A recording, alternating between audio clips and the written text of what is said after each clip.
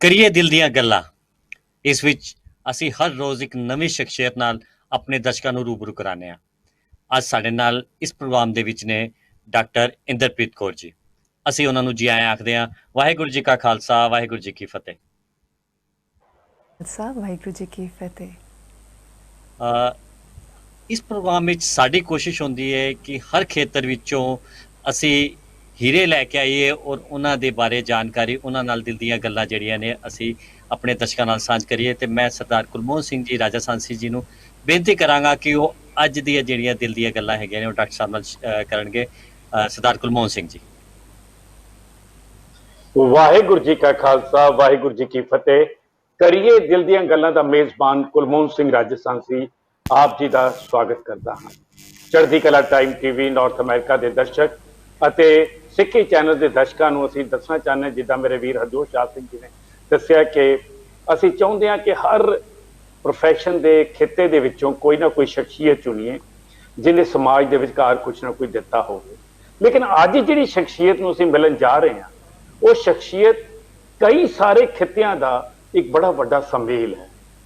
ਜੇ ਮੈਂ ਕਹਾਂ ਕਿ ਇੱਕ ਸਫਲ ਡਾਕਟਰ, ਇੱਕ ਕੀਰਤਨ ਕਰਨ ਵਾਲੀ ਰੂਹ, ਇੱਕ ਪੰਜਾਬੀ ਮਾਂ ਬੋਲੀ ਦੀ ਸੇਵਾਦਾਰ ਔਰ ਪੰਜਾਬੀ ਜਿੰਗਲ ਦਾ ਪਹਿਲਾ ਉਹ ਢਾਂਚਾ ਲੋਕਾਂ ਦੇ ਮਨਾਂ ਵਿੱਚ ਵਸਾਉਣ ਵਾਲੀ ਸ਼ਖਸੀਅਤ ਡਾਕਟਰ ਇੰਦਰਪ੍ਰੀਤ ਕੌਰ ਜੀ, ਜਿਹੜੇ ਕਿ ਡਾਇਬਟੀਜ਼ ਦੇ ਔਰ ਥਾਇਰਾਇਡ ਦੇ ਸਪੈਸ਼ਲਾਈਜ਼ਡ ਡਾਕਟਰ ਨੇ, ਜਿਨ੍ਹਾਂ ਨੇ ਆਪਣੀ ਸਿੱਖਿਆ ਜਿਹੜੀ ਹੈ ਉਹ ਮੁੱਢਲੀ ਭਾਰਤ ਦੇ ਵਿਚਕਾਰ ਤੇ ਫਿਰ ਅਮਰੀਕਾ ਤੋਂ ਸਿੱਖਿਆ ਪ੍ਰਾਪਤ ਕਰਕੇ ਉਹਨਾਂ ਨੇ ਅੱਜ ਇਹ ਮਹਾਰਤ ਹਾਸਿਲ ਕੀਤੀ ਹੈ। ਉਹ ਸ਼ਖਸੀਅਤ ਨੂੰ ਅਸੀਂ ਮਿਲਣ ਜਾ ਰਹੇ ਹਾਂ।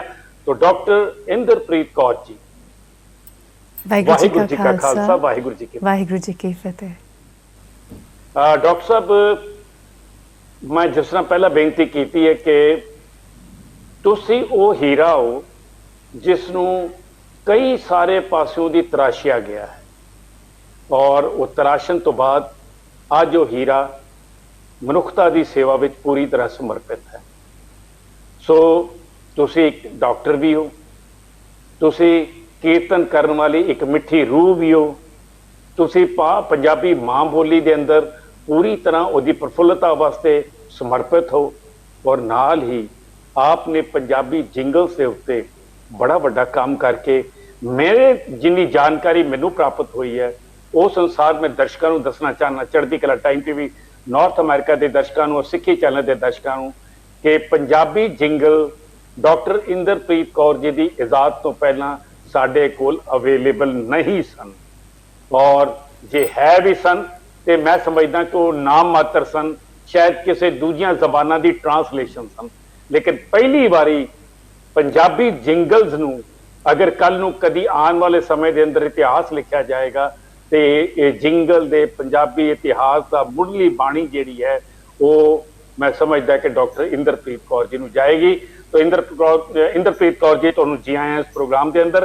ये गलबात का सिलसिला करन जा रहे हैं, लेकिन गल शुरू च करांगा मैं कि ये गल्लां ने दिल दियां, ते दिल दियां गल्लां तुसीं करनियां दर्शकां नाल सांझियां, मैं करनियां तुहाडे नाल सांझियां, ते तुसीं वो गल्लां अपने दिल चों करनियां ने जिहड़ियां गल्लां नूं अज दर्शक सुनना चाहते हैं, क्योंकि जिंदगी का शिखर हासिल करना कोई सौखा सफ़र नहीं है और वो सफ़र ते बड़ियां औकड़ां आंदियां ने, बड़ियां सारियां हर्डल्स ने, and you cross all that hurdles and still you are want to do something for this society। तुसी कुछ ना कुछ करना चाहते हो और मैं सब तो पहला आप जी नूं ये पूछना चाहांगा कि आप मैडिकल प्रोफैशन दे विच आए हो, इस मैडिकल प्रोफैशन दे विच आण दे आप जी नूं ख्वाहिश सी या ये सब्जेक्ट तुहानूं थोपिया गया है? मैं सब तो पहला तो तुसी बहुत मेरे बारे अच्छिया गल्लां कहियां, बड़े मैनू माण दिते। मैं शुक्रगुजार हाँ उस अकाल पुरख दी, क्योंकि गुरु साहब की बख्शिश तो बिना मैनू नहीं लगता कि मैं जिंदगी इन्ना कुछ अचीव कर सकती सी। बड़ी ही अकाल पुरख की रहमत हुई, मेरा जन्म चढ़दी कला परिवार च होया और मेरे माता जी यूपी जमे पले सन। तो यूपी विच धीआं नूं कीर्तन की तरफ नहीं जोड़िया जाता, ਸੋ ਮੇਰੇ ਮਾਤਾ ਜੀ ਦੀ ਖੁਆਇਸ਼ ਸੀ ਕਿ ਮੈਂ ਆਪਣੀ ਬੱਚੀ ਨੂੰ ਹਰ ਪੱਖ ਸਿਖਾਵਾਂ ਜੋ ਮੈਂ ਨਹੀਂ ਕਰ ਸਕੀ ਜ਼ਿੰਦਗੀ ਵਿੱਚ। ਸੋ ਬੜੀ ਛੋਟੀ ਉਮਰ ਦੇ ਵਿੱਚ ਹੀ ਮੇਰੀ ਮਾਤਾ ਜੀ ਨੇ ਮੈਨੂੰ ਰਾਗਾਂ 'ਚ ਕੀਰਤਨ ਦੀ ਸਿੱਖਿਆ ਲਈ ਟੀਚਰ ਬੁਲਾਏ ਘਰ ਸਿਖਾਉਣ ਵਾਸਤੇ, ਤੇ ਮੈਂ ਰਾਗਾਂ ਵਿੱਚ ਕੀਰਤਨ ਸਿੱਖਿਆ। 3 ਸਾਲ ਦੀ ਉਮਰ ਤੋਂ ਮੈਂ ਪਹਿਲਾ ਰਾਗਾਂ ਵਿੱਚ ਸ਼ਬਦ ਸਿੱਖਿਆ, ਸਰਨੀ ਆਇਓ ਨਾਥ ਨਿਧਾਨ। ਤੇ ਉਸ ਤੋਂ ਬਾਅਦ ਪਟਿਆਲੇ ਸ਼ਹਿਰ ਵਿੱਚ ਜਿੱਥੇ ਅਸੀਂ ਰਹਿੰਦੇ ਸੀ, ਉੱਥੇ ਡਾਕਟਰਸ ਦਾ ਕੀਰਤਨ ਹੁੰਦਾ ਸੀ ਹਰ ਮੰਡੇ ਨੂੰ, ਔਰ ਮੇਰੇ ਮੰਮੀ ਪਾਪਾ ਮੈਨੂੰ ਉੱਥੇ ਲੈ ਕੇ ਜਾਂਦੇ ਸੀ। ਤੇ ਮੈਂ ਉਸ ਕੀਰਤਨ ਦਾ ਇੱਕ ਸਭ ਤੋਂ ਛੋਟਾ ਬੱਚਾ ਸੀ ਜਿਹੜਾ ਉਸ ਕੀਰਤਨ ਵਿੱਚ, ਸਮਾਗਮ ਵਿੱਚ ਹਰ ਮੰਡੇ ਕੀਰਤਨ ਕਰਦੀ ਸੀ। ਉਹ ਮੈਨੂੰ ਲੱਗਦਾ ਕਿ ਧੰਨ ਸ੍ਰੀ ਗੁਰੂ ਹਰਕ੍ਰਿਸ਼ਨ ਸਾਹਿਬ ਮਹਾਰਾਜ ਦੀ ਬਖਸ਼ਿਸ਼ ਹੋਈ, ਕਿਉਂਕਿ ਮੈਂ ਸ੍ਰੀ ਗੁਰੂ ਹਰਕ੍ਰਿਸ਼ਨ ਪਬਲਿਕ ਸਕੂਲ ਵਿੱਚ ਹੀ ਪੜ੍ਹੀ, ਔਰ ਇਸ ਡਾਕਟਰਸ ਦੇ ਕੀਰਤਨ ਦੇ ਵਿੱਚ ਕੀਰਤਨ ਕਰਨ ਦਾ ਵੀ ਮੈਨੂੰ ਸੁਭਾਗ ਮਿਲਿਆ। ਸੋ ਇਹ ਪ੍ਰੀ ਡੈਸਟਿਨਡ ਸੀ, ਬਟ ਮੈਂ ਮਨ ਵਿੱਚ ਇਸ ਤਰ੍ਹਾਂ ਸੋਚਿਆ ਨਹੀਂ ਸੀ ਕਿ ਮੈਂ ਡਾਕਟਰ ਬਣਨਾ। ਜਦੋਂ ਮੈਂ 10th ਪਾਸ ਕੀਤੀ ਤਾਂ ਮੇਰੀ ਡਿਸਟਿੰਕਸ਼ਨ ਆਈ, ਮੇਰੇ ਮੈਥਮੈਟਿਕਸ 100 ਆਊਟ ਆਫ 100 ਮਾਰਕਸ ਆਏ, ਔਰ ਸਾਰੇ ਸਬਜੈਕਟਸ ਵਿੱਚ ਮੇਰੇ ਬਹੁਤ ਅੱਛੇ ਮਾਰਕਸ ਸੀਗੇ। ਸੋ ਮੈਂ ਕਨਫਿਊਜ਼ ਹੋ ਗਈ ਕਿ ਮੈਂ ਕਰਨਾ ਕੀ ਹੈ। ਔਰ ਮਿਊਜ਼ਿਕ ਵਿੱਚ ਮੈਨੂੰ ਇੰਡੀਅਨ ਗਵਰਨਮੈਂਟ ਤੋਂ ਕਲਾਸੀਕਲ ਵੋਕਲ ਮਿਊਜ਼ਿਕ ਵਿੱਚ 7 ਸਾਲ ਲਈ ਸਕਾਲਰਸ਼ਿਪ ਵੀ ਮਿਲਿਆ ਸੀ।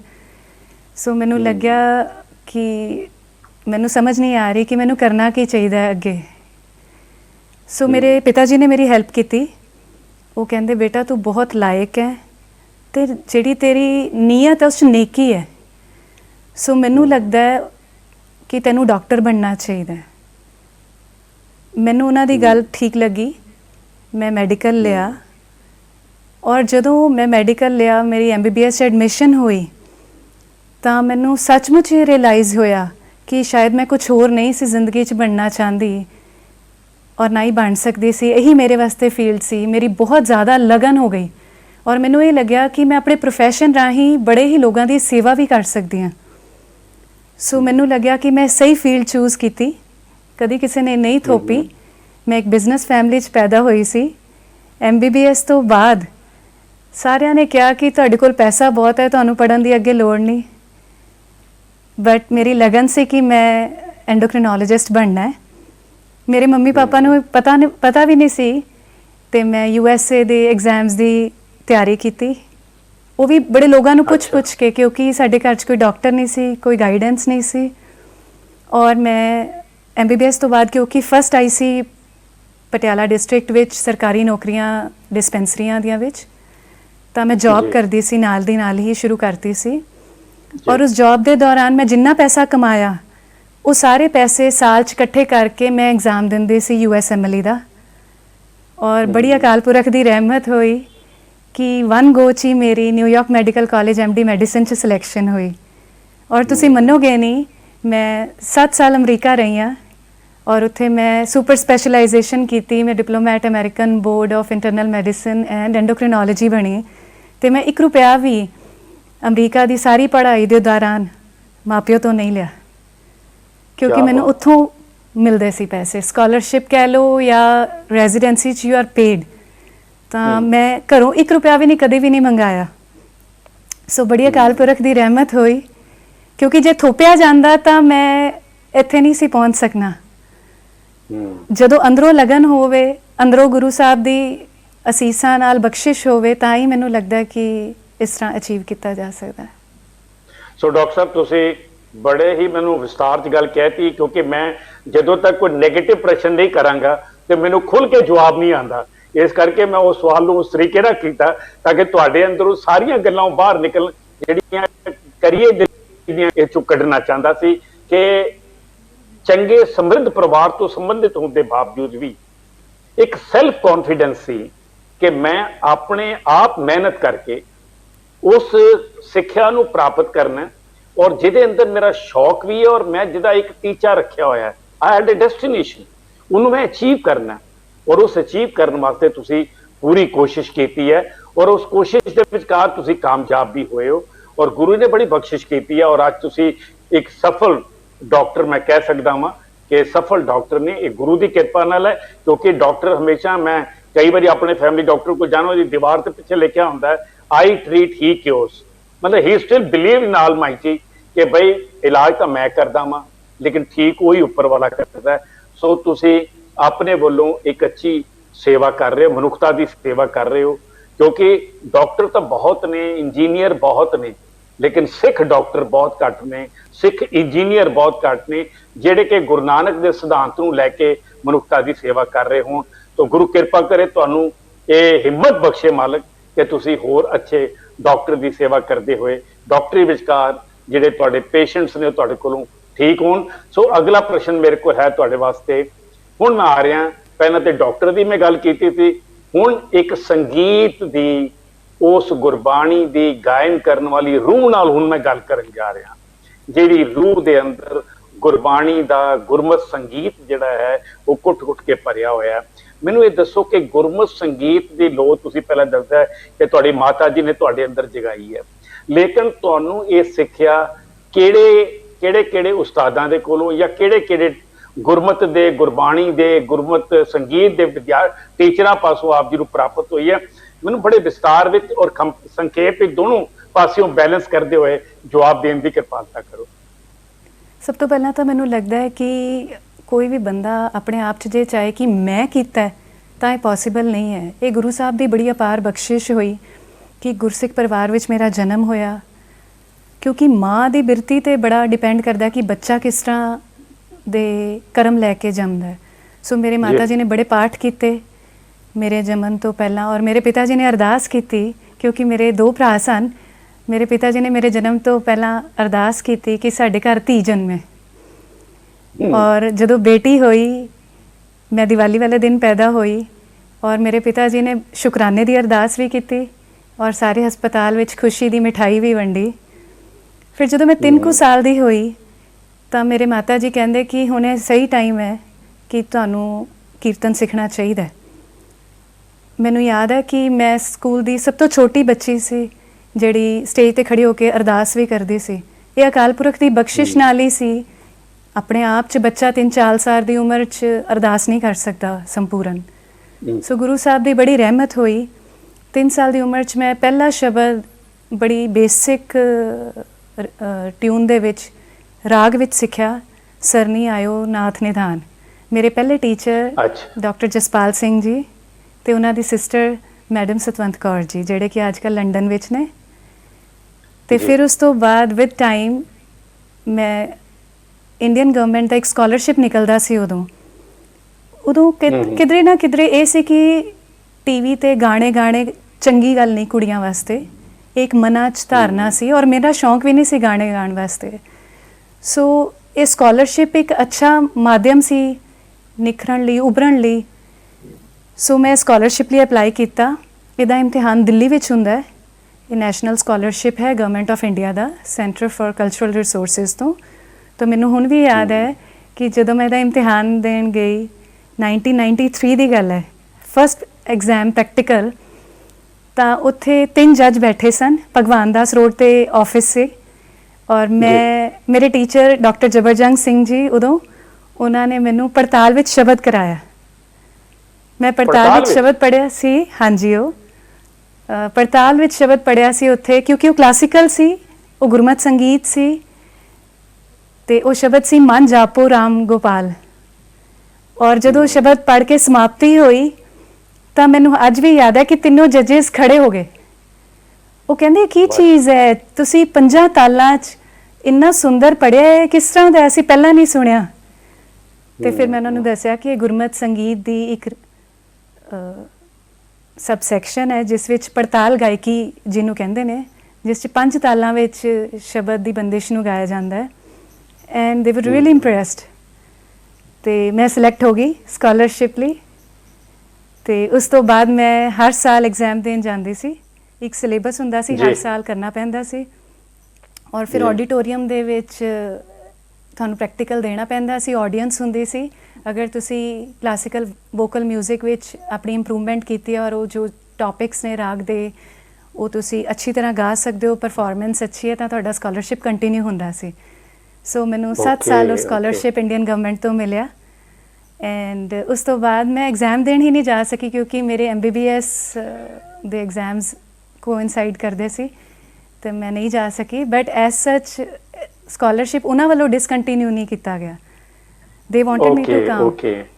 ਤੇ ਫਿਰ ਉਸ ਤੋਂ Okay. ਬਾਅਦ ਮੈਂ ਹਾਂਜੀ 11ਵੀਂ Please ਵਿੱਚ continue. Diploma in Gurmat Sangeet ਵੀ ਜੁਆਇਨ ਕੀਤਾ ਪੰਜਾਬੀ ਯੂਨੀਵਰਸਿਟੀ ਪਟਿਆਲਾ ਤੋਂ।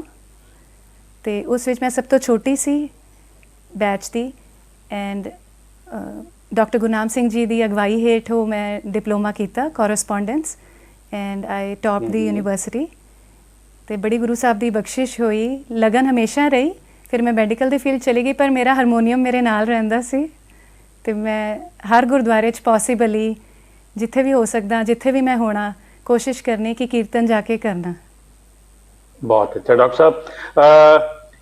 ਮੈਂ ਦਰਸ਼ਕਾਂ ਨੂੰ ਇੱਥੇ ਦੱਸਣਾ ਚਾਹੁੰਦਾ ਕਿ ਚੜ੍ਹਦੀ ਕਲਾ ਟਾਈਮ ਟੀਵੀ ਨਾਰਥ ਅਮਰੀਕਾ ਦੇ ਦਰਸ਼ਕਾਂ ਨੂੰ ਅਤੇ ਸਿੱਖੀ ਚੈਨਲ ਦੇ ਦਰਸ਼ਕਾਂ ਨੂੰ ਮੈਂ ਦੱਸਣਾ ਚਾਹੁੰਦਾ ਕਿ ਅੱਜ ਸਾਡੇ ਨਾਲ ਜਿਹੜੀ ਸ਼ਖਸੀਅਤ ਅੱਜ ਸਾਡੇ ਨਾਲ ਰੂਬਰੂ ਹੋ ਰਹੇ ਨੇ ਉਹ ਹਨ ਡਾਕਟਰ ਇੰਦਰਪ੍ਰੀਤ ਕੌਰ ਜੀ, ਜਿਹੜੇ ਕਿ ਡਾਕਟਰ ਨੇ, ਪੇਸ਼ੇ ਤੋਂ ਡਾਕਟਰ ਨੇ, ਔਰ ਨਾਲ ਹੀ ਸੰਗੀਤ ਔਰ ਗੁਰਮਤਿ ਸੰਗੀਤ ਵਿਸ਼ੇਸ਼ ਕਰਕੇ ਉਹਦੇ ਅੰਦਰ ਮਹਾਰਤ ਹਾਸਲ ਕੀਤੀ ਹੈ, ਔਰ ਨਾਲ ਹੀ ਗੁਰਮਤਿ ਦੀ ਸੇਵਾ ਦੇ ਵਿਚਕਾਰ ਇਹਨਾਂ ਦੀ ਸ਼ਖਸੀਅਤਾਂ ਬਾਰੇ ਸ਼ੁਰੂ ਮੈਂ ਗੱਲ ਕਹੀ ਸੀ ਤੇ ਇਹਨਾਂ ਨੇ ਆਪਣੀ ਇੰਟਰਵਿਊ ਸ਼ੁਰੂ ਕਿਹਾ ਕਿ ਮੇਰੇ ਬਾਰੇ ਬਹੁਤ ਕੁਝ ਕਹਿ ਦਿੱਤਾ ਹੈ, ਲੇਕਿਨ ਜਿੰਨਾ ਸਫ਼ਰ ਮੈਂ ਅਜੇ ਤੱਕ ਤੈਅ ਕੀਤਾ ਹੈ ਉਹਦੇ ਸ਼ਾਇਦ ਮੇਰੀਆਂ ਜਿਹੜੀਆਂ ਗੱਲਾਂ ਦੋ ਮੈਂ ਅਜੇ ਪੁੱਛੀਆਂ ਨੇ, ਦੋਨਾਂ 'ਚ ਮੈਂ ਅਜੇ ਵੀ ਦਰਸ਼ਕਾਂ ਦੇ ਸਾਹਮਣੇ ਪੂਰੀ ਤਰ੍ਹਾਂ ਸਹੀ ਸਾਬਤ ਹੋਵਾਂਗਾ, ਮੈਨੂੰ ਇਸ ਚੀਜ਼ ਦੀ ਪੂਰੀ ਉਮੀਦ ਹੈ।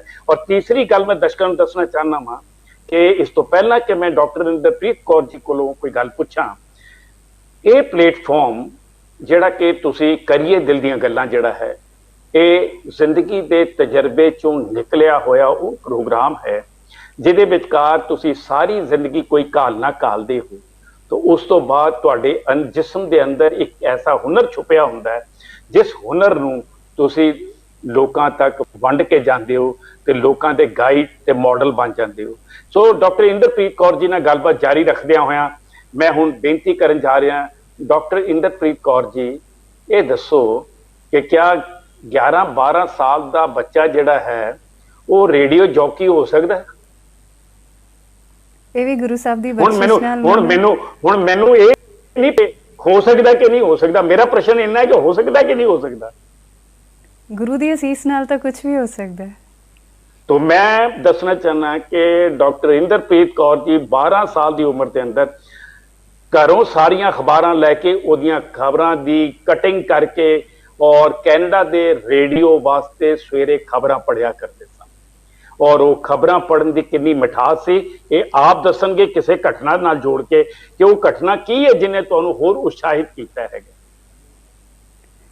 सो इंडिया विच इंटरनेट नहीं सी, मैं छोटी सी ਤੇ ਮੇਰੇ ਬ੍ਰਦਰ ਹਰਪ੍ਰੀਤ ਸਿੰਘ ਜੀ ਪੜ੍ਹਦੇ ਸੀ USA, ਉਹ MBA ਕਰਨ ਉੱਥੇ ਗਏ ਸੀ ਤੇ ਉੱਥੇ ਉਹਨਾਂ ਦੀ ਮੁਲਾਕਾਤ ਕੈਨੇਡਾ ਦੇ ਇੱਕ ਰੇਡੀਓ ਸਟੇਸ਼ਨ ਰੰਗਲਾ ਪੰਜਾਬ ਦੇ ਮਾਲਕ ਨਾਲ ਹੋਈ।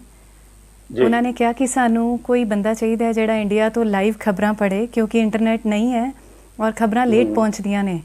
ਸੋ ਜੇ ਕੋਈ ਪੰਜਾਬੀ ਵਿੱਚ ਲਾਈਵ ਖਬਰਾਂ ਪੰਜਾਬ ਦੀਆਂ ਦੱਸੇ ਤਾਂ ਉਹ ਪ੍ਰੋਗਰਾਮ ਬਹੁਤ ਹਿੱਟ ਹੋਏਗਾ। ਤੇ ਮੇਰੇ ਬ੍ਰਦਰ ਮੈਨੂੰ ਬਹੁਤ ਪਿਆਰ ਕਰਦੇ ਨੇ ਤੇ ਉਹਨਾਂ ਨੇ ਫੋਨ ਕੀਤਾ ਝਟਪਟ ਹੀ, ਉਹ ਕਹਿੰਦੇ ਤੁਸੀਂ ਪੜ੍ਹੋ, ਉਹ ਮੈਨੂੰ ਬੇਟਾ ਕਹਿੰਦੇ ਨੇ, ਕਹਿੰਦੇ ਬੇਟਾ ਜੀ ਤੁਸੀਂ ਪੜ੍ਹੋ।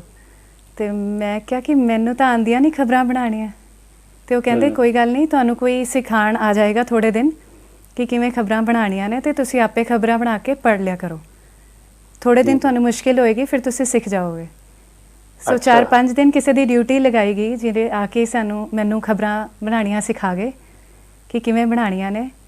तो मैं सवेरे 4 बजे उठ के न्यूज़पेपर्स इकट्ठे करके सारे साढ़े घर आते सी ते उन्हां चों हाईलाइटेड खबरां चक लैणियां और उन्हां नूं कॉम्प्रीहेंसिव वे नाल लिख लेना और लाइव मैं इत्थों पढ़दी सी सवेरे 5 बजे ते उत्थे शाम हुंदी सी ते उत्थे टैलीकास्ट हुंदियां सी लाइव। ते उत्थे एक बार गुरचरण सिंह जी टौड़ा जिहड़े कि श्रोमणी गुरुद्वारा प्रबंधक कमेटी दे प्रधान रहे ने बहुत सारे साल, आई थिंक 25 कुछ साल वो प्रधान रहे ने, वो एक बार गए हुए सन कैनेडन और उत्थे मैं जदों खबरां पढ़ियां उन्होंने भी सुनिया और कुदरती बाय चांस कोई उन्हां दी भी खबर होएगी विच ते उन्होंने सुनी और वो बड़े खुश होए कि किहड़ी कुड़ी इंडिया तो लाइव खबरां पढ़ रही है।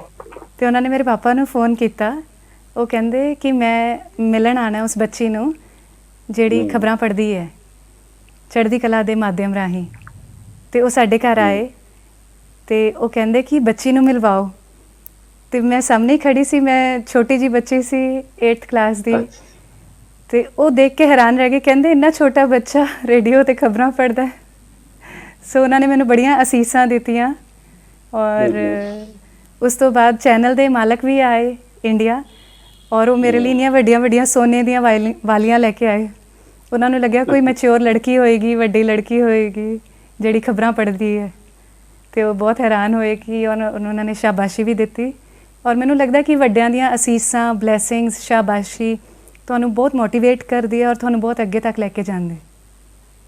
ਡਾਕਟਰ ਸਾਹਿਬ, ਮੈਂ ਦਰਸ਼ਕਾਂ ਨੂੰ ਇੱਕ ਗੱਲ ਦੱਸਣਾ ਚਾਹੁੰਦਾ ਵਾਂ ਕਿ ਤੁਹਾਡੇ ਅਵਾਰਡਸ ਵਾਸਤੇ ਜਿਹੜਾ ਹੈ ਸਾਨੂੰ ਇੱਕ ਵੱਖਰਾ ਪ੍ਰੋਗਰਾਮ ਕਰਨ ਦੀ ਲੋੜ ਹੈ।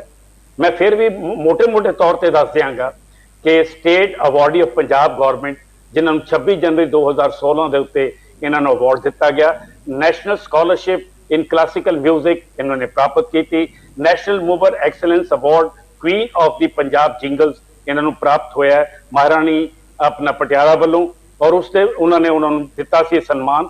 ਫਿਰ ਇੰਟਰਨੈਸ਼ਨਲ ਵੰਡਰ ਵੂਮਨ ਦਾ ਅਵਾਰਡ ਇਹਨਾਂ ਦੀ ਝੋਲੀ ਵਿੱਚ ਪਿਆ, ਮੋਸਟ ਇਨਫਲੂਐਂਸ਼ੀਅਲ ਵੂਮਨ ਅਵਾਰਡ ਇਹਨਾਂ ਨੂੰ ਮਿਲਿਆ, ਪੰਜਾਬੀ ਯੂਥ ਅਵਾਰਡ 2019 ਇਹਨਾਂ ਦੀ ਝੋਲੀ ਵਿੱਚ ਆਇਆ ਹੈ, ਔਰ ਨਾਲ ਹੀ ਪੰਜਾਬ ਗਵਰਨਮੈਂਟ ਪਾਸੋਂ 550ਵੇਂ ਗੁਰੂ ਨਾਨਕ ਸਾਹਿਬ ਦੇ ਪ੍ਰਕਾਸ਼ ਪੁਰਬ ਦੇ ਉੱਤੇ ਇਹਨਾਂ ਨੂੰ ਮਿਊਜ਼ਿਕ, ਮੈਡੀਸਿਨ ਤੇ ਪੰਜਾਬੀ ਮਾਂ ਬੋਲੀ ਦੀ ਪ੍ਰਸਾਰ ਵਾਸਤੇ ਇਹਨਾਂ ਨੂੰ ਮਾਣ ਤੇ ਸਤਿਕਾਰ ਤੇ ਅਵਾਰਡ ਪ੍ਰਾਪਤ ਹੋਏ ਨੇ।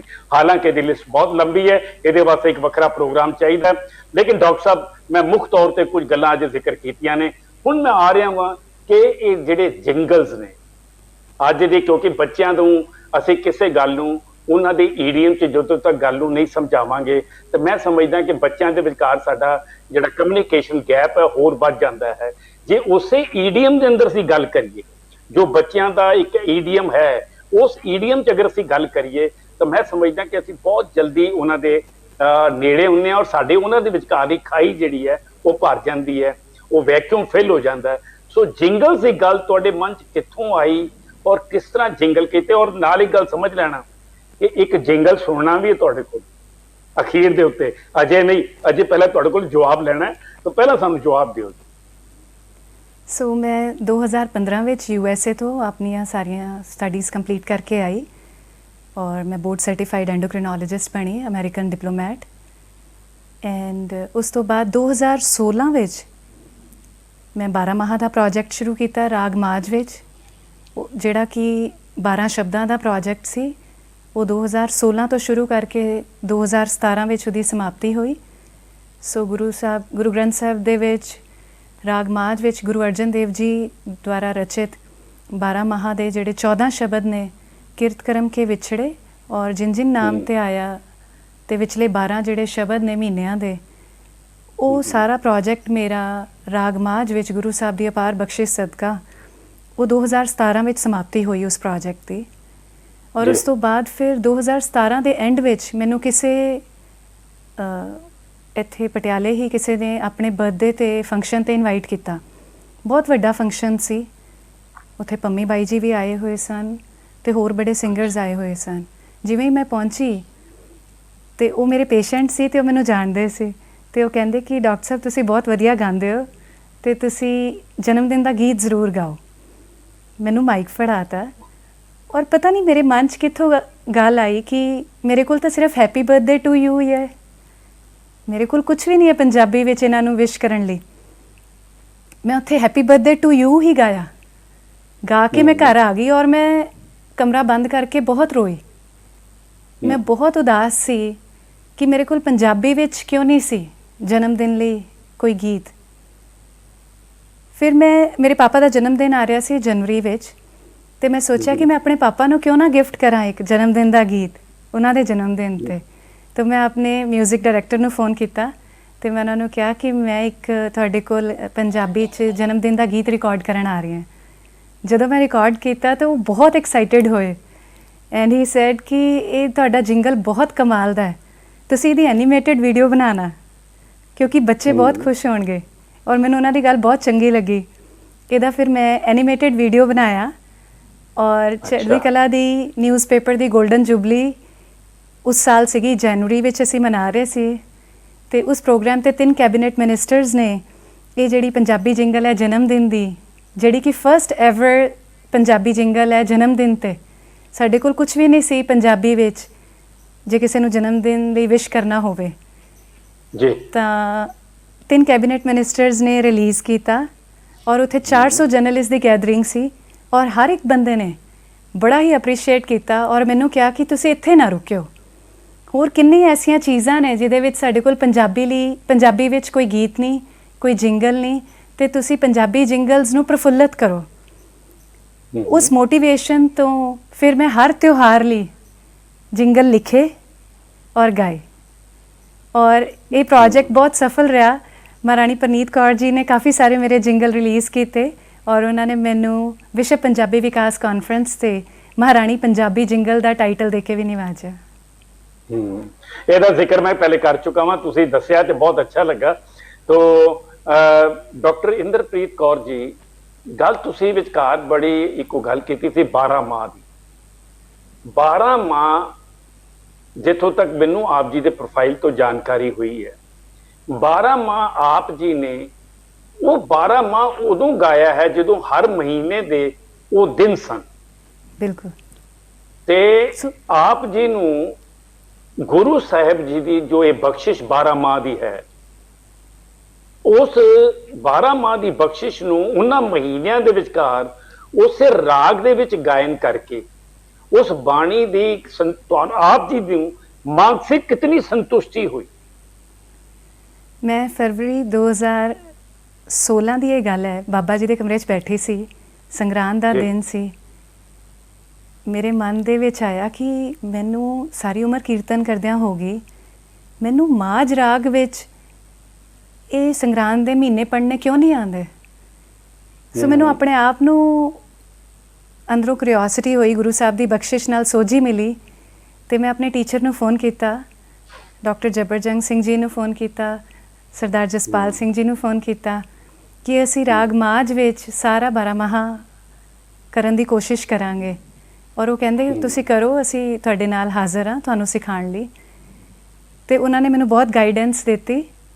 ਮੈਨੂੰ ਨਹੀਂ ਸੀ ਪਤਾ ਕਿ ਮੈਂ ਨਿਰਵਿਘਨ ਇਸ ਪ੍ਰੋਜੈਕਟ ਨੂੰ ਸੰਪੂਰਨ ਕਰ ਪਾਵਾਂਗੀ ਜਾਂ ਨਹੀਂ, ਕਿਉਂਕਿ 1 ਸਾਲ ਦਾ ਪ੍ਰੋਜੈਕਟ ਸੀ, ਲੰਬਾ ਪ੍ਰੋਜੈਕਟ ਸੀ ਤੇ ਕਿਧਰੇ ਵੀ ਵਿਘਨ ਪੈ ਸਕਦਾ ਸੀ। ਬਟ ਗੁਰੂ ਸਾਹਿਬ ਨੇ ਬੜੀ ਅਪਾਰ ਮਿਹਰ ਬਖਸ਼ਿਸ਼ ਕੀਤੀ। ਜਿਸ ਮਹੀਨੇ ਦਾ ਸ਼ਬਦ ਹੁੰਦਾ ਸੀ, ਜੇ ਜੇਠ ਦਾ ਸ਼ਬਦ ਹੈ ਤਾਂ ਜੇਠ ਵਿੱਚ ਹੀ ਗਾਇਆ ਔਰ ਜੇਠ ਵਿੱਚ ਹੀ ਵੀਡੀਓ ਬਣਾਈ, ਕਿਉਂਕਿ ਮੌਸਮ ਦੇ ਹਿਸਾਬ ਨਾਲ ਜਿਹੜੀ ਫੀਲਿੰਗ ਹੁੰਦੀ ਹੈ ਉਹ ਅਲੱਗ ਹੁੰਦੀ ਹੈ। ਤਾਂ ਸਾਵਨ ਦਾ ਸ਼ਬਦ ਸਾਵਨ ਵਿੱਚ ਹੀ ਗਾਇਆ ਤੇ ਸਾਵਨ 'ਚ ਹੀ ਵੀਡੀਓ ਬਣਾਈ। ਤਾਂ ਇਸ ਤਰ੍ਹਾਂ ਨਿਰਵਿਘਨਤਾ ਸਹੀ ਤੇ ਜਿਹੜਾ ਸਾਰਾ ਪ੍ਰੋਜੈਕਟ ਹੈ ਗੁਰੂ ਸਾਹਿਬ ਨੇ ਆਪ ਹੱਥ ਦੇ ਕੇ ਆਸ਼ੀਰਵਾਦ ਦੇ ਕੇ ਇਹ ਸੰਪੂਰਨ ਕਰਵਾਇਆ। ਮੈਂ ਆਪ ਜੀ ਕੋਲੋਂ ਜਿੰਗਲ ਸਰਵਣ ਕਰਨਾ ਔਰ ਉਸ ਜਿੰਗਲ ਸੁਣਨ ਤੋਂ ਬਾਅਦ ਸਾਡੇ ਚੈਨਲ ਹੈਡ ਹਰਜੋਤ ਸ਼ਾਹ ਸਿੰਘ ਜੀ ਜਿਹੜੇ ਨੇ ਉਹ ਤੁਹਾਡਾ ਔਰ ਚੜ੍ਹਦੀ ਕਲਾ ਟਾਈਮ ਟੀਵੀ ਨਾਰਥ ਅਮਰੀਕਾ ਦੇ ਦਰਸ਼ਕਾਂ ਦਾ, ਸਿੱਖੀ ਚੈਨਲ ਦੇ ਦਰਸ਼ਕਾਂ ਦਾ ਧੰਨਵਾਦ ਕਰਨਗੇ। ਤਾਂ ਹਰਜੋਤ ਸ਼ਾਹ ਸਿੰਘ ਜੀ, ਇਸ ਤੋਂ ਪਹਿਲਾਂ ਕਿ ਧੰਨਵਾਦ ਕਰਨ, ਆਪ ਸਾਨੂੰ ਜਿੰਗਲ ਸੁਣਾਓ ਔਰ ਆਪਣੀ ਮਿੱਠੀ ਆਵਾਜ਼ ਦੇ ਵਿਚਕਾਰ, ਉਸ ਜਿੰਗਲ ਦੇ ਵਿਚਕਾਰ ਤੁਹਾਡੇ ਸ਼ਬਦ ਵੀ ਨੇ, ਉਸ ਜਿੰਗਲ ਦੇ ਵਿੱਚ ਤੁਹਾਡੀ ਆਵਾਜ਼ ਵੀ ਹੈ ਔਰ ਉਸੇ ਜਿੰਗਲ ਦੇ ਵਿਚਕਾਰ ਤੁਹਾਡੀ ਫੀਲਿੰਗਸ ਵੀ ਨੇ, ਉਹਨੂੰ ਸਾਂਝੇ ਨਾਲ ਦਰਸ਼ਕਾਂ ਨਾਲ ਸਾਂਝਾ ਕਰੋ। ਮਾਂ ਬੋਲੀ ਪੰਜਾਬੀ ਨੂੰ ਪ੍ਰਫੁੱਲਤ ਕਰਨ ਲਈ ਅਤੇ ਸਮੇਂ ਦੇ ਹਾਣੀ ਬਣਦਿਆਂ ਹੋਇਆਂ ਹਰ ਸੋਸ਼ਲ ਮੀਡੀਆ ਪਲੇਟਫਾਰਮ 'ਤੇ, ਭਾਵੇਂ ਉਹ YouTube ਹੈ, ਟਵਿੱਟਰ, ਇੰਸਟਾਗ੍ਰਾਮ, ਵੈਬਸਾਈਟ, ਹਰ ਥਾਂ 'ਤੇ ਪੰਜਾਬੀ ਜਿੰਗਲਸ ਨਾਮ ਦਾ ਪਲੇਟਫਾਰਮ ਬਣਾਇਆ ਗਿਆ ਤੇ ਬੱਚਿਆਂ ਨੂੰ ਖਾਸ ਤੌਰ 'ਤੇ ਜੋੜਨ ਲਈ ਕੁਝ ਵੀਡੀਓਜ਼ ਐਨੀਮੇਸ਼ਨ ਬਣਾਈਆਂ ਗਈਆਂ ਔਰ ਕੁਝ ਵੀਡੀਓਜ਼ ਵਿੱਚ ਬੱਚਿਆਂ ਨੂੰ ਨਾਲ ਜੋੜਿਆ ਗਿਆ ਤਾਂ ਕਿ ਸਾਡਾ ਮੇਨ ਏਮ ਇਹ ਹੈ ਕਿ ਬੱਚੇ, ਜਿਹੜੀ ਆਉਣ ਵਾਲੀ ਪੀੜ੍ਹੀ ਹੈ, ਉਹ ਪੰਜਾਬੀ ਮਾਂ ਬੋਲੀ ਨਾਲ ਇਸੇ ਤਰ੍ਹਾਂ ਜੁੜੇ ਰਹਿਣ। ਸੋ ਮੈਂ ਮਾਂ ਬੋਲੀ ਪੰਜਾਬੀ ਨੂੰ ਸਲਾਮ ਕਰਦਿਆਂ ਹੋਇਆ ਇਹ ਜਿੰਗਲ ਗਾਵਾਂਗੀ ਤੇ ਰਿਕੁਐਸਟ ਕਰਾਂਗੀ ਤੁਹਾਨੂੰ ਕਿ ਇਸ ਜਿੰਗਲ ਤੋਂ ਬਾਅਦ ਇੱਕ ਧੰਨਵਾਦ ਦਾ ਵੀ ਮੈਂ ਜਿੰਗਲ ਪੜਾਂਗੀ। ਓਕੇ ਜੀ।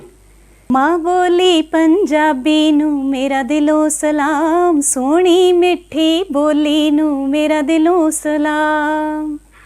ਤੂੰ ਮਿੱਠੜੀ ਪਿਆਰੀ ਸੋਹਣੀ ਮੇਰੀ ਮਾਂ ਬੋਲੀ, ਤੇਰੇ ਵਰਗੀ ਕੋਈ ਨਾ ਡਿਠੜੀ ਭਾਵੇਂ ਲੱਖ ਟੋਲੀ। ਮੇਰੇ ਪਿਆਰੇ ਗੁਰਾਂ ਦੀ ਬਖਸ਼ਿਸ਼ ਸੋਹਣੀ ਗੁਰਮੁਖੀ, ਪਲ ਪਲ ਤੈਨੂੰ ਜਪ ਕੇ ਹੋਵਣ ਸਭ ਸੁਖੀ। ਮਿੱਠੀ ਮਿੱਠੀ ਤੂੰ ਪਿਆਰੀ ਪਿਆਰੀ, सोनी मन मोनी तू जुग जुग जियोनी, तैथों वार वार लख लख वार वारे वारे जावानी, सोहणीए मिठड़ी माए वारे जावानी। मां बोली पंजाबी मैं तैथों कुर्बान, मिठड़ी प्यारी सोहनी तू है मेरी जान। मां बोली पंजाबी नू मेरा दिलों सलाम, सोहनी मिठी बोली नू मेरा दिलों सलाम। तू है मेरी जान, तू है मेरा मान, मेरा दिलों सलाम, मैं तैथों कुर्बान। ਹੁਣ ਮੈਂ ਇੱਕ ਧੰਨਵਾਦ ਦਾ ਜਿੰਗਲ ਪੜ੍ਹਨਾ ਚਾਹਾਂਗੀ ਤੁਹਾਡੇ ਲਈ ਕਿ ਤੁਸੀਂ ਮੈਨੂੰ ਇਸ ਪ੍ਰੋਗਰਾਮ ਦੇ ਵਿੱਚ ਬੁਲਾਇਆ, ਇੰਨਾ ਮਾਣ ਦਿੱਤਾ।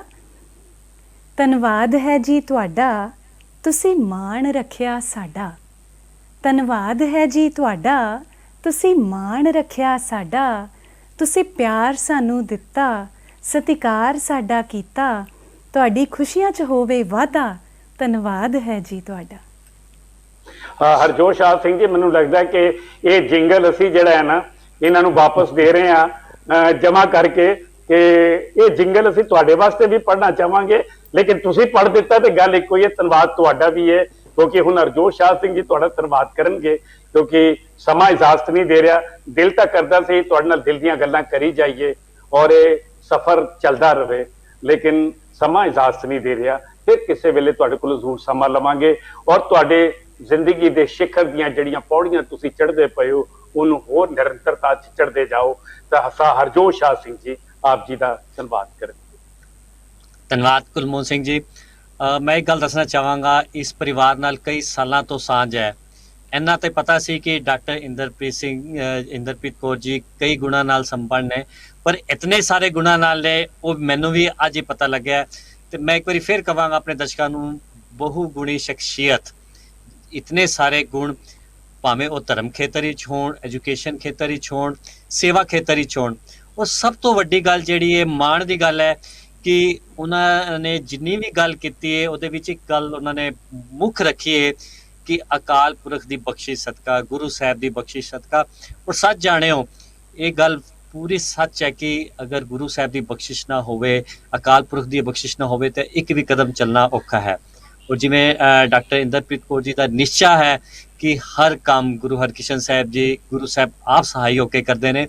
ਭਾਵੇਂ ਉਹ 3 ਸਾਲ ਤੋਂ ਦੀ ਉਮਰ ਵਿੱਚ ਸ਼ਬਦ ਗੁਰਬਾਣੀ ਗਾਣਾ ਜਾਂ 12 ਸਾਲ ਦੀ ਉਮਰ ਵਿੱਚ ਰੇਡੀਓ ਜੌਕੀ, ਜੋ ਅੱਜ ਇੱਕ ਦੁਨੀਆ ਦਾ ਸੁਪਨਾ ਹੁੰਦਾ ਹੈ, ਬੱਚਿਆਂ ਦਾ ਖਾਸ ਕਰ ਯੂਥ ਦਾ ਇੱਕ ਸੁਪਨਾ ਹੁੰਦਾ ਹੈ, ਉਹ 12 ਸਾਲ ਦੀ ਉਮਰ ਵਿੱਚ, ਉਹ ਵੀ ਅੱਜ ਨਹੀਂ, ਅੱਜ ਤੋਂ ਕਈ ਸਾਲ ਪਹਿਲੇ ਜਿਹੜਾ ਉਹਨਾਂ ਦਾ ਸੁਪਨਾ ਉਹਨਾਂ ਨੇ ਉਹਨੂੰ ਹਕੀਕਤ ਵਿੱਚ ਬਦਲਿਆ। ਸੱਚ ਜਾਣਿਓ, ਮੈਂ ਫਿਰ ਇੱਕ ਵਾਰੀ ਜਿਵੇਂ ਕੁਲਮੋਹਨ ਜੀ ਨੇ ਗੱਲ ਕੀਤੀ ਕਿ ਜਿਹੜੀਆਂ ਆਪ ਜੀ ਦੀਆਂ ਸ਼ਖਸੀਅਤ ਅਲੱਗ-ਅਲੱਗ ਹੈਗੀਆਂ ਨੇ, ਉਹਨਾਂ ਵਿੱਚੋਂ ਅੱਜ ਅਸੀਂ ਕੁਝ ਸ਼ਖਸੀਅਤਾਂ ਨੂੰ ਨਾਲ ਜਿਹੜੀ ਹੈਗੀ ਹੈ ਆਪਣੇ ਦਰਸ਼ਕਾਂ ਨੂੰ ਰੂਬਰੂ ਕੀਤਾ। ਹੋਰ ਅਗਲੇ ਫਿਰ ਕਿਸੇ ਪ੍ਰੋਗਰਾਮ ਵਿੱਚ ਜਿਵੇਂ ਇੰਨੇ ਅਵਾਰਡ ਜਾਂ ਹੋਰ ਜਿਹੜੀਆਂ ਆਪ ਜੀ ਦੀਆਂ ਮਿੱਠੀਆਂ ਯਾਦਾਂ ਵੀ ਹੋਣਗੀਆਂ, ਭਾਵੇਂ ਅੱਜ ਜਿਵੇਂ ਆਪਨੇ ਕਿਹਾ ਕਿ ਦਰਬਾਰ ਸਾਹਿਬ ਵਾਲੀ ਯਾਦਾਂ ਜਾਂ ਹੋਰ ਯਾਦਾਂ ਹੋਣਗੀਆਂ, ਉਹਨਾਂ ਨੂੰ ਫਿਰ ਅਸੀਂ ਅਗਲੇ ਕਿਸੇ ਪ੍ਰੋਗਰਾਮ ਵਿੱਚ ਜ਼ਰੂਰ ਕਲਮਬੱਧ ਕਰਾਂਗੇ। ਔਰ ਇਸ ਲਈ ਅੱਜ ਮੈਂ ਆਪ ਜੀ ਦਾ ਬਹੁਤ ਬਹੁਤ ਧੰਨਵਾਦ ਹਾਂ। ਵੈਸੇ ਤਾਂ ਧੰਨਵਾਦ ਤੁਸੀਂ ਆਪ ਹੀ ਕਰ ਲਿਆ, ਪਰ ਫਿਰ ਵੀ ਇੱਕ ਜਿਹੜਾ ਫਾਰਮਲ ਧੰਨਵਾਦ ਹੈ ਉਹ ਸਿੱਖੀ ਚੈਨਲ ਔਰ ਟਾਈਮ TV ਚੜ੍ਹਦੀ ਕਲਾ ਨਾਰਥ ਅਮਰੀਕਾ ਵੱਲੋਂ ਧੰਨਵਾਦ ਕਰਦੇ ਹਾਂ। ਔਰ ਗੁਰੂ ਸਾਹਿਬ ਅੱਗੇ ਅਰਦਾਸ ਕਰਾਂਗੇ, ਗੁਰੂ ਸਾਹਿਬ ਚੜ੍ਹਦੀ ਕਲਾ ਬਖਸ਼ਣ, ਤਾਕਤ ਬਖਸ਼ਣ, ਔਰ ਜਿਵੇਂ ਮੇਰ ਭਰਿਆ ਹੱਥ ਹਮੇਸ਼ਾ ਬਣਾਈ ਰੱਖਿਆ ਉਵੇਂ ਬਣਾਈ ਰੱਖਣ ਔਰ ਚੜ੍ਹਦੀ ਕਲਾ ਬਖਸ਼ਣ। ਬਹੁਤ ਬਹੁਤ ਧੰਨਵਾਦ ਜੀ। ਵਾਹਿਗੁਰੂ ਜੀ ਕਾ ਖਾਲਸਾ, ਵਾਹਿਗੁਰੂ ਜੀ ਕੀ ਫਤਿਹ। ਵਾਹਿਗੁਰੂ ਜੀ ਕੀ ਫਤਿਹ।